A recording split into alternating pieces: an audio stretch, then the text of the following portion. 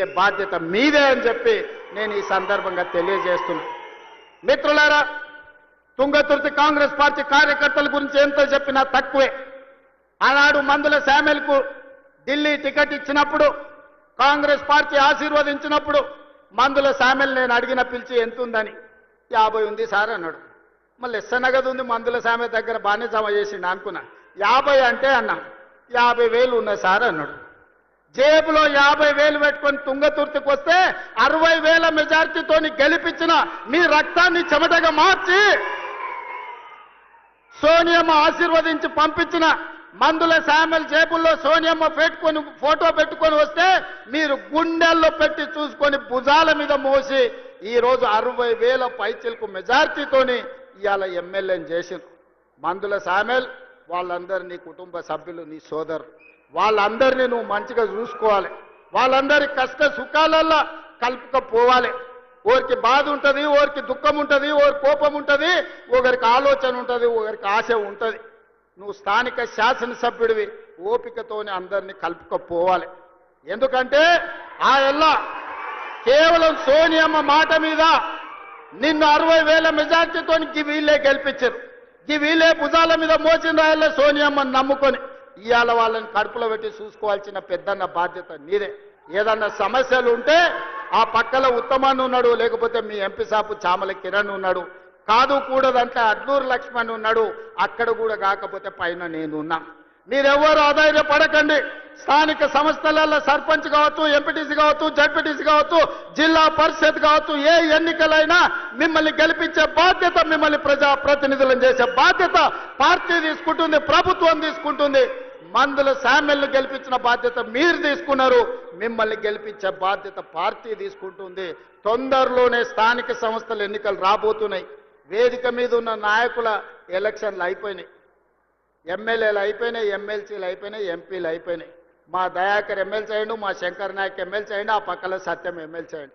4 ఇస్తే 3 మీకే ఇచ్చినమయ్య. నల్గొండలకు 4 ఎమ్మెల్సీలు కాంగ్రెస్ ఇస్తే 3 మీ నల్గొండకే ఇచ్చినమయ్య. మంత్రులు మీ దగ్గరనే ఉన్నారు, ఎంపీలు అన్నీ మీరే గెలిపించారు, అన్ని మీ నల్గొండకే ఇచ్చినాం. ఏది మిమ్మల్ని కాదనిలే.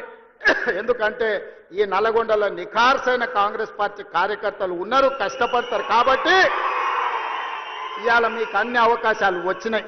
భవిష్యత్తులో కూడా ఈ నల్గొండ జిల్లాను ప్రత్యేకంగా చూసి ఇక్కడి పార్టీ కార్యకర్తలను కాపాడుకునే బాధ్యత పార్టీ ప్రత్యేకంగా తీసుకుంటుంది. మా మిత్రులు మహేష్ గౌడ్ గారికి అధ్యక్షునికి నేను సూచన చేస్తున్నా, నల్గొండలకు ప్రత్యేకంగా సమయం ఇచ్చి వాళ్ళతోని కూర్చొని మాట్లాడి వాళ్ళ సమస్యలు ఏమున్నాయో తీర్చు. వాళ్ళకి జర ఆవేశం ఎక్కువ కానీ వాళ్ళు షెడ్యూళ్ళు కాదు. జర కోపం వస్తే దాచుకునే తత్వం నల్గొండ జిల్లాకు లేదు. అందుకే ఈ కార్యకర్తలు గట్టిగా కోపంగా మాట్లాడతారు కానీ వివరించి చెప్తే అన్ని వింటారు. నాకు ఆ నమ్మకం, విశ్వాసం ఉంది. చిన్న ఏమన్నా ఉంటే మనం అన్ని కూడా సర్దిద్దుకొని రాబోయే స్థానిక సంస్థలల్లో ఒక్క గంజాయి మొక్క కూడా మొలవనియొద్దు. ఎందుకంటే మీరు అనుకుంటే ఈ జిల్లాల బీఆర్ఎస్ అనేది ఉండదు, నేల మట్టం తూడ్చేసే శక్తి మీకున్నది. అందుకే మిత్రులారా, ఇవాళ ఇది ఒక మంచి కార్యక్రమం. ఇక్కడ ఉండే మా అక్కల్ని, మా చెల్లెళ్ళని నేను అడుగుతున్నా, ఇంటికి వెళ్ళండి, ఇంటి ఆయనతో మాట్లాడండి. చెప్తే ఇంటే సరే, లేకపోతే ఆయనకు చెప్పకరి. ఎందుకంటే ఆయన అప్పుడప్పుడు అక్కడిక్కడ చూస్తాడు. సన్నబియ్యం ఇచ్చినమా లేదా ఆలోచన చేయండి. రేషన్ కార్డు వచ్చిందా లేదా ఆలోచన చేయండి. రైతు రుణమాఫీ జరిగిందా లేదా మీరు చూసుకోండి. ఇందిరమ్మ ఇల్లు కట్టుకుంటురా లేదా మీరు ఆలోచన చేయండి. రైతు భరోసా వచ్చిందా లేదా మీరు చూసుకోండి. గ్రామానికి మంచినీళ్ళు వచ్చినాయా లేదా మీరు చూసుకోండి. మీ అన్న, మీ సోదరుడు, మీ తమ్ముడు, మీ రేవంత్ అన్న ఎప్పుడు వచ్చినా మిమ్మల్ని కలుస్తున్నాడా లేదా చూడండి. ఆ ఏళ్ళ ముఖ్యమంత్రి ఎట్లుండే, ఇవాళ మీ అన్ననో మీ తమ్ముడో ఎట్లున్నాడో ఒక్కసారి ఆలోచన చెయ్యండి. అందుకే ఇవాళ ఎవరు ఎట్లున్నా 10 ఏళ్ళు మనం ఉంటాం. నేను ఈ వేదిక మీద నుంచి ఒక్క మాట స్పష్టంగా చెప్పదలుచుకున్నా, ఆశపడుతున్న వాళ్ళకు ఒంటె పెదాలంట ఊగులాడుకుంటూ ఉంటాయి, కింద నక్క కూర్చొని ఎదురు చూస్తుందంట ఒంటె పదాలు రాళ్ళు పడితే ఎత్తుకొని ఉరుకుదామని. ఇవాళ బీఆర్ఎస్ వాళ్ళు కూడా గట్లనే ఇంకొస్తుంది మాకు అధికారం అని వాళ్ళు ఆలోచన చేస్తారు. 94 నుంచి 2004 2 సార్లు టీడీపీ అధికారంలో ఉంది. 2004 నుంచి 2014 వరకు 2 సార్లు కాంగ్రెస్ పార్టీ వైఎస్ రాజశేఖర రెడ్డి నాయకత్వంలో అధికారంలో ఉంది.